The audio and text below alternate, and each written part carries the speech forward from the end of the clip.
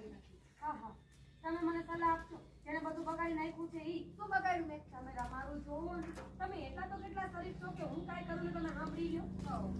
સાંભળતી તો આવું છે કે મારા મંડળે એટલે હું મોટું બંધ રાખું એટલે કાંઈ બોલતું નથી.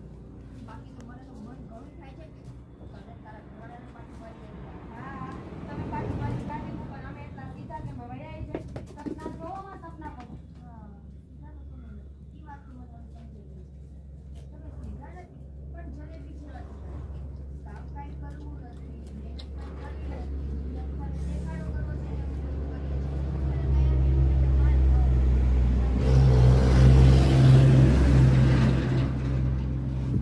ઓકે, જઈએ. આ મને ઈ નથી સમજાતું ભાભી કે જે આખા ગામનું બધું બગાડીને બેઠા હોય પછી એના ઉપર કાંઈક આવે તો એને કેમ રોવું આવે? તમે આખા ઘરને ઉથલ પાથલ કરી નાખ્યું. મોટા ભાઈને ચડાવીને ભૂત કર્યા.